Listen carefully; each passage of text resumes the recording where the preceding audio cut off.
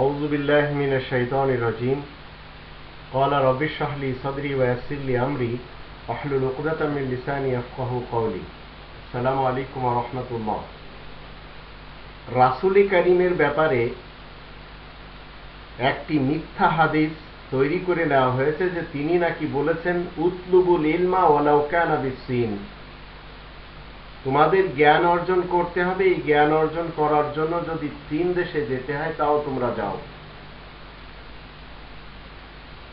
যে রাসূল মক্কা থেকে যে রাসূল চিরকাল কোরআনের কথা বলে গেছেন, সেই রাসূল মক্কা থেকে কোরআন শিক্ষা নেওয়ার কথাই মাত্র বলতে পারেন, কিন্তু ইসলামের শত্রুরা যারা চক্রান্ত করেছে এবং ষড়যন্ত্র করেছে, কেউ হিন্দুস্তানে বসে, কেউ উজবেকিস্তানে বসে, কেউ ইরাকে বসে এবং কেউ আফগানিস্তান, পাকিস্তান এইসব এলাকাতে বসে, ইরানে বসে, এরা সবাই কি করেছে? মূলত এরা বিভিন্ন মজলিস তৈরি করেছে এবং বিভিন্ন স্কুল অফ থট তৈরি করে নিয়ে এরাই এইসব রেওয়ায়েত গড়ে নিয়ে রাসূলের উপরে চালিয়ে তারা মানুষকে বিভ্রান্ত করেছে। আমার বাড়ি যশোর, আমি সেই ছোটবেলায় এই রেওয়ায়াতকে সঠিক মেনে চলে গিয়েছিলাম দেওবন্দে, দারুল উলুম দেওবন্দ, ইউপি সাহারানপুর জেলার, ভারতে। কিন্তু আমার বাবা মা যদি আমাকে কোরআনের জ্ঞান শিক্ষা দিতেন তাহলে আমার যাওয়ার প্রয়োজন পড়তো না। সেখানে যে শিখেছি ফিকহ, মদিনা ইউনিভার্সিটি থেকে শিক্ষা হয়েছে আমার আদব, আল আজহার থেকে আমার শিক্ষা হয়েছে আল আদাবুল কদিম, প্রাচীন আরবি সাহিত্য। এইসব শিক্ষা নেওয়ার পরে অনেকগুলি ডিগ্রি আমি নিয়ে যখন দেখলাম যে আমার থেকে তো কোরআন ছুটে গেছে,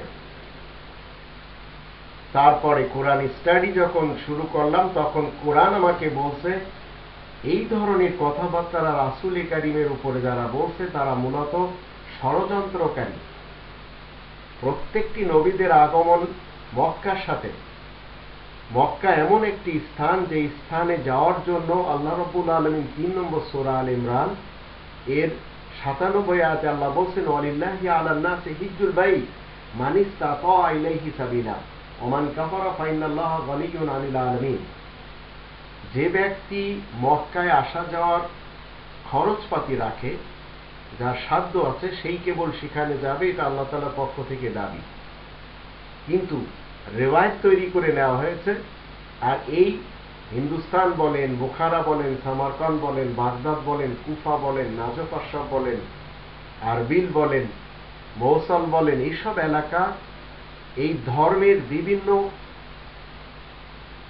মতবাদের ট্রেনিং সেন্টার ছিল। মাশহাদে ছিল শিয়া বানানোর কারখানা, সামারকান্দ ছিল মানুষকে রেওয়ায়েতের মতবাদ প্রচার করার কারখানা, আজ দারুল উলুম দেওবন্দ রয়েছে ফিকহ হানাফিদের প্রচার এবং প্রসারের একটি কারখানা। ঠিক এইভাবে বেরেলিতে রয়েছে বেরেলভি মতবাদের কারখানা, আবার করাচিতে রয়েছে সুন্নি তাবলিগি জামাতের কারখানা, ভারতের নিজামুদ্দিনে রয়েছে সুন্নি দেওবন্দি তাবলিগি জামাতের কারখানা।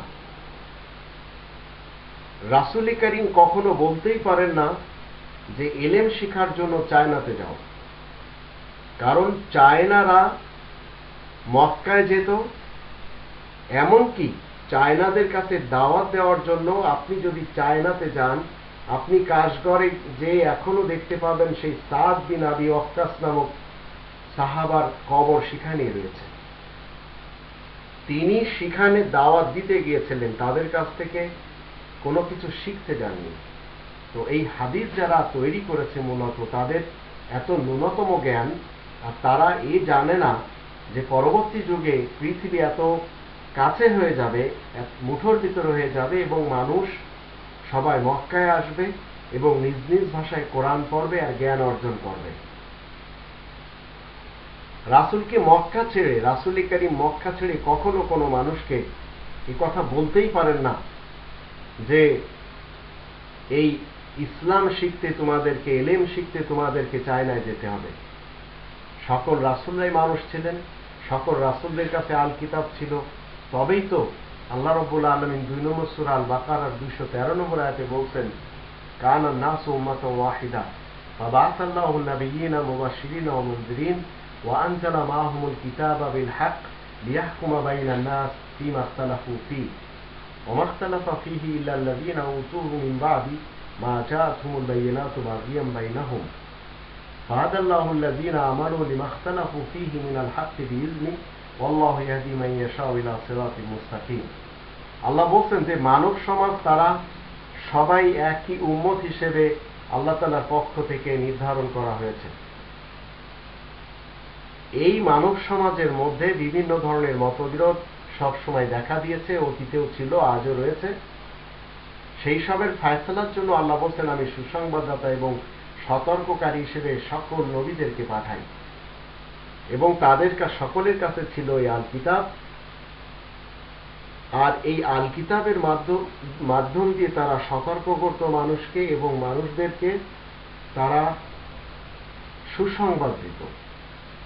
কিন্তু সুস্পষ্ট দলিল প্রমাণ আসার পরেও মানুষের মধ্যে যারা জেদের উপরে রয়েছে, যারা হিংসুক, তারাই কেবল এই কোরআনের কথা শুনে বিরোধ ঘটায়। তারপর ঈমানদারদেরকে আল্লাহ নিজের নির্দেশ বলে সঠিক পথে নিয়ে আসেন, আর যারা বিরোধে থাকে তারা কোনোদিন সঠিক পথ পায় না। তবে আল্লাহ বলছেন যে উপযুক্ত আল্লাহ তাকে সঠিক পথে চলার তৌফিক দান করেন।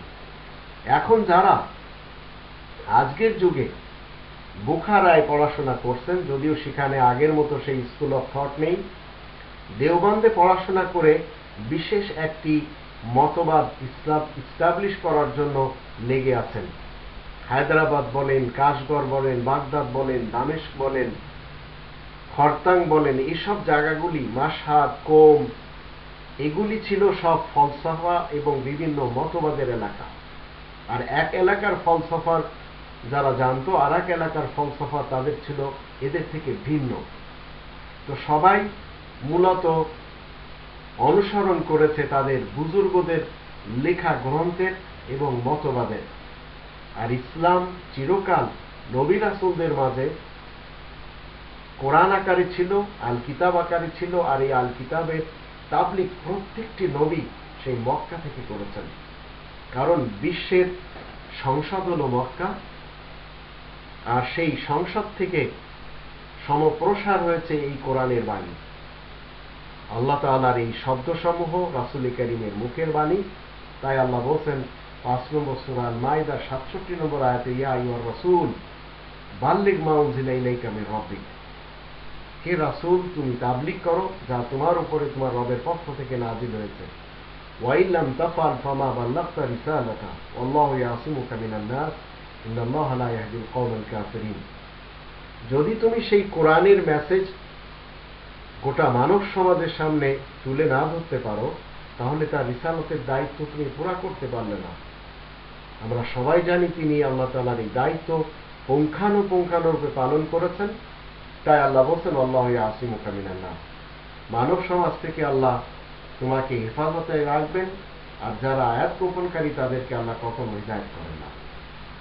মানুষেরা ইলম শিখার জন্য মক্কায় যাচ্ছে, আর ভণ্ডরা মক্কার রসুলের নামে মিথ্যা রেওয়ায়েত তৈরি করে নিয়ে মানুষকে চীন দেশে এবং হিন্দুস্তানে, বুখারা, সামারকান্দ এবং ইরাকে পাঠাচ্ছে। আজও যারা টেকনোলজি শিক্ষার জন্য, প্রযুক্তি শিক্ষার জন্য ঘর থেকে বেরিয়ে যাচ্ছেন, তারা সবাই মূলত কেউ এ কথা বলছেন না যে আমরা চায়নাতে গিয়েছিলাম কোরআন শিখার জন্য। কোরআন আপনি আপনার বাড়িতে শিখতে পারবেন, আপনার পাশের যে মক্তব রয়েছে, কোরআনের যে ফুরকানিয়া মাদ্রাসা রয়েছে, সেখান থেকেও শিখতে পারবেন। আপনার বাবা মা যদি কোরআনের জ্ঞানী হয়, তারা আপনাকে শেখাবে। কোরআন প্রত্যেকের মাতৃভাষায় ফরজ, কারণ রাসূল কারীমের উপরে ফরজ ছিল। আল্লাহ রাব্বুল আলামিন 28 নম্বর সূরা আল কসাসের 85 নম্বর আয়াতে সে কথাটি বলে দিয়েছেন। আর মাতৃভাষায় সবাই পড়বে, পড়ে উপদেশ নিবে, এটাই সহজ করা হয়েছে। 19 নম্বর সূরা মারিয়ামের 97 নম্বর আয়াতে আল্লাহ বলে দিয়েছেন। তো রাসূল কখনো এই কোরআনের জ্ঞান অর্জনের জন্য কাউকে চীন দেশে যেতে বলেননি। দুনিয়ার জ্ঞানের জন্য যদি আপনি কোথাও যান সেটা আপনার ব্যক্তিগত ব্যাপার, আর দুনিয়ার তাবলীগ রাসূল করিম কখনো করে যাননি।